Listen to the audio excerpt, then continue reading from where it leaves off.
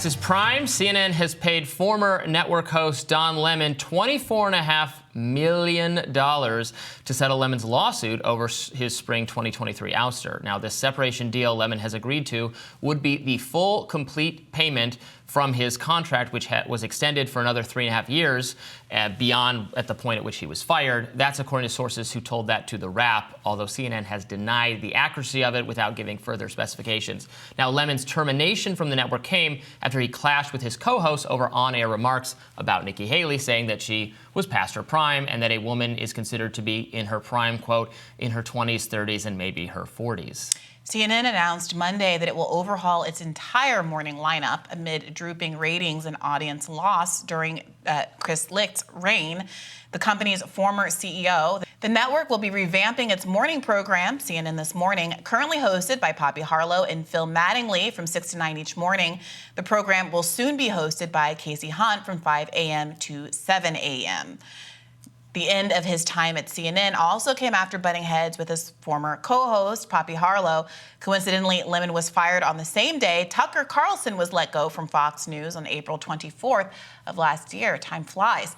Last month, Lemon announced his new show on X called The Don Lemon Show. I remember when it happened. We were sitting right here, and the announcement came through. The Tucker Carlson one first, which was a holy SHIT moment, and then shortly thereafter, I think CNN realized now was the time to do this because it was going to get slightly buried in the news because of Tucker's exit. And what a fun show that was for us. That was a year ago almost. It was almost a year ago. Wow. Time flies when you're having whatever we're having. So anyway, $24.5 million, by the way, is just a gigantic amount of money. Those cable channels sure have a lot of money. Incredible. And it's ironic because it did seem like part of the reshufflings that caused or seemed to contribute to some of the conflict around Don Lemon were due to less than ideal ratings over at CNN. So there is some question. This does seem to be raising some questions for folks, especially in an environment where there's so many layoffs happening in media, as to whether or not the juice is worth the squeeze. Are having these big names and these big contracts really correlating with higher numbers in terms of viewership? So with someone like Tucker Carlson, you can at least kind of justify the paycheck. I'm not sure that was ever true of I mean, the number of lower-level junior reporters, editors, videographers, people you can hire with $24.5 million is a lot. Now, of course, we know in media what is doing well these days is commentary.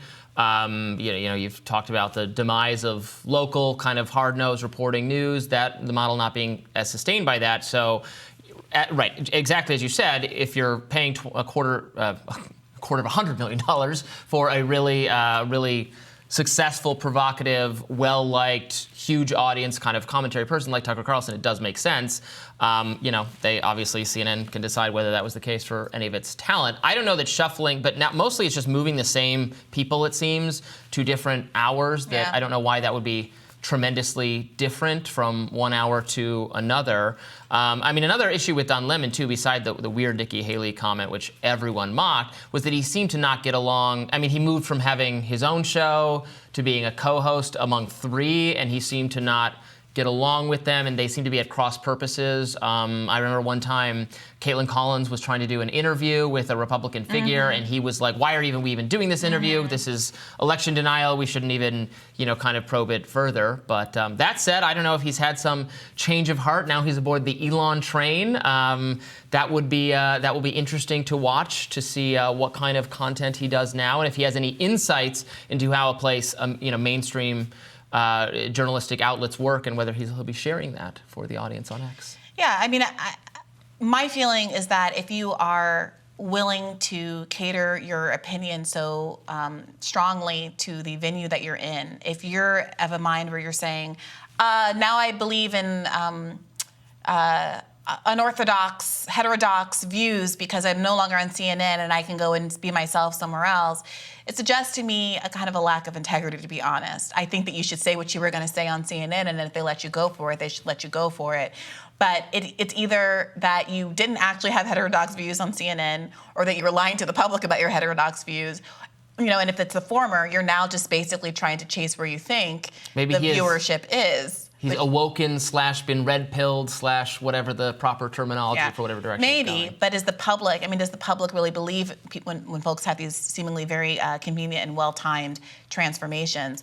Another big happening in media news is that Mehdi Hasan, formerly of NBC Peacock, is forming a new subscription digital media company now that he is exiting MSNBC. The company is going to be called Zeteo, which means to seek out in, I think, Greek. And it bills itself as having a strong bias for the truth and an unwavering belief in the media's responsibility to the public. What do you make of this move? Just what we need, another new media company. It's such a thriving time in the industry. Sounds great. No, look, I'm sure Mehdi Hasan is capable of great success in a different format. He's a colorful commentator. He's very good at making arguments, very good at interviewing people. You know that I don't particularly care for him, and I have not liked some of what he said about COVID lab leak origin and about other subjects, his clashes with Matt Taibbi and such. I thought he was engaged in some bad faith arguing, but I also just don't agree with him. I'm not a progressive, but I wish him well. I don't. Not happy for people losing their jobs in media or really ever, so I have no doubt there's a format where he could be successful. Honestly, I could see him being very successful on YouTube. I have no idea what he plans the distribution model for this company to be, but I think the kind of commentary he does would work well on a similar platform to ours, frankly. According to Deadline, his site, this new site, will offer free access to some newsletters and podcasts with an $8 per month or $72 per year all access. So it looks like a subscription model. That could work too. My feeling is that Mehdi Hasan is one of the smartest people on TV and one of the best debaters on TV and one of the best interviewers on TV. And there are a lot of people that I disagree with, but who I've defended as they have been pushed off because of their beliefs from various platforms.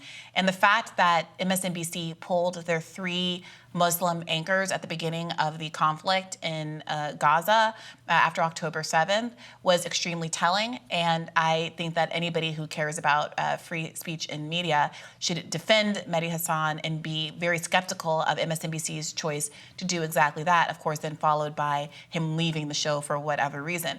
Now, I have been frustrated that Mehdi Hasan doesn't seem personally to have had any interest in airing out what exactly went on. Yeah, that's what I was going to ask you. Has he ever confirmed that?